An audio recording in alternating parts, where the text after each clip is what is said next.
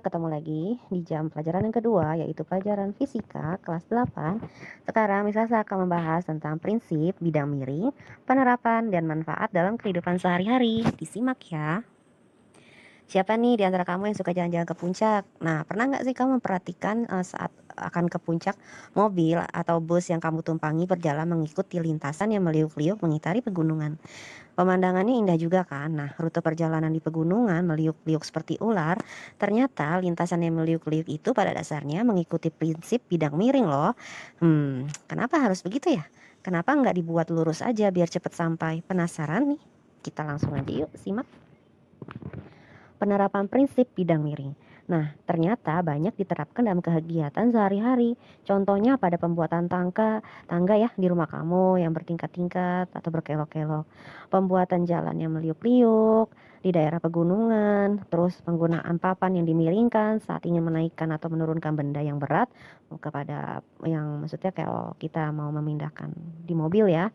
Nah, selain itu prinsip bidang miring juga banyak loh diterapkan sebagai alat-alat dapur dan perkakas seperti pisau, kapak, paku, alat pahat kayu, cutter, ulir, pada sekrup dan ujung obeng.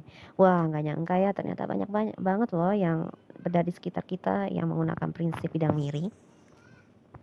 Manfaat prinsip bidang miring itu tentunya meringankan beban kerja kita. Misalkan pada pembuatan jalan yang meliuk-liuk di arah pegunungan, hal ini bertujuan untuk meringankan beban yang dilalui oleh kendaraan yang sedang melaju. Jadi kendaraan tersebut bisa deh sampai puncak. Nah, sekarang udah terjawab kan kenapa lintasan di daerah pegunungan itu dibuat meliuk-liuk. Ternyata tanpa kita sadari, benda di sekitar kita juga banyak menggunakan prinsip bidang miring. Kamu juga bisa loh menerapkan prinsip bidang miring ini di dalam kegiatan sehari-hari. Misalkan saat kamu bersepeda, melewati jalanan yang mendaki, kamu tuh berjalan berkelok-kelok supaya bisa sampai ke puncak tanpa harus menuntun sepedamu karena kelelahan. Seperti gambar berikut.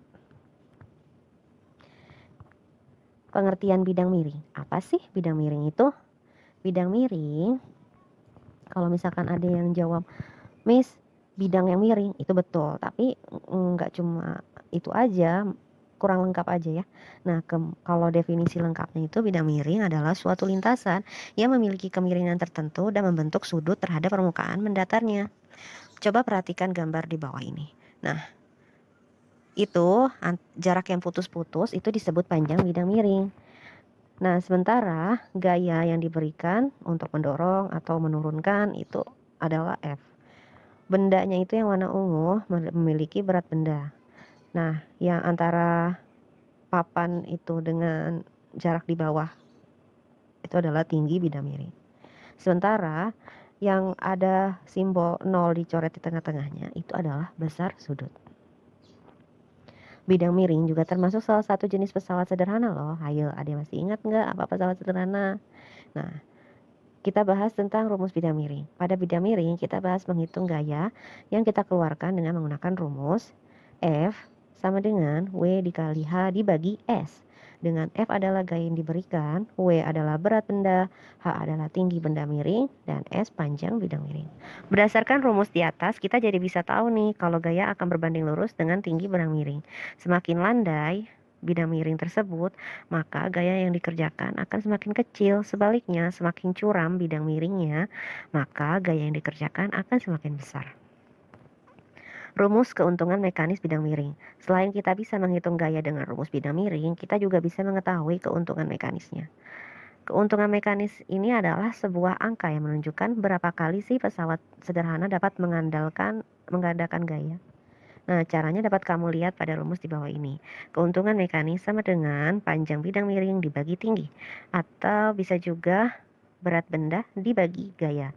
Selanjutnya, supaya kamu gak bingung dengan kedua rumus di atas, kita masuk ke contoh soal ya. Let's go. Nih, ada si Rogu nih ceritanya. Sama papahnya. Rogu ingin memindahkan sebuah benda yang masanya 5 kilo ke dalam mobil. Agar lebih mudah, ia mengambil sebuah papan dengan panjang 5 cm.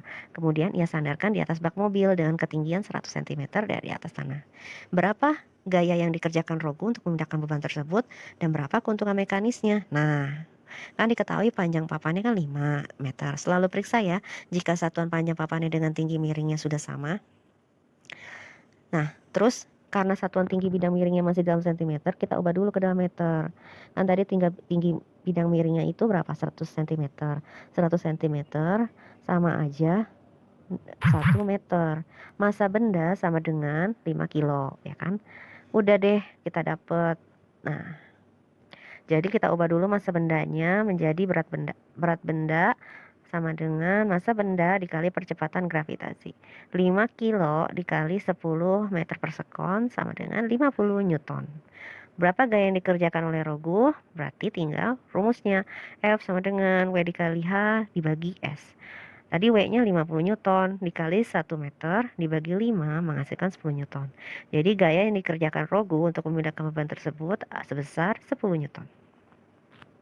Sekarang ada yang kedua nih. Rogu ingin memindahkan sebuah beban lagi kan. Nah, berapa keuntungan mekanisnya dari soal yang tadi? KM sama dengan S per H atau W per F, ya kan. Nah, tadi udah diketahui S-nya 5, H-nya tingginya 1. Ya udah tinggal dibagi, 5 dibagi 1 sama dengan 5. Oke, sekarang quiz time. Atari ingin memindahkan benda ke bagasi mobil yang masanya 10 kilo. Agar lebih mudah, dia mengambil sebuah papan dengan panjang 5 meter. Kemudian dia sandarkan ke dalam bak mobil dengan ketinggian 100 cm dari atas tanah. Hitunglah berapa gaya yang dikerjakan Atari untuk memindahkan benda tersebut dan berapa keuntungan mekanisnya. Hati-hati, 100 cm harus dirubah dulu ya, jadi meter. Nomor 2. Rogu ingin menurunkan sebuah karung beras dari atas truk. Ia mengambil sebuah papan kayu dengan panjang 6 meter. Kemudian ia sandarkan ke truk yang tingginya 1,5 meter dari atas tanah. Jika Rogu mengeluarkan gaya sebesar 300 Newton, berapakah berat karung beras tersebut?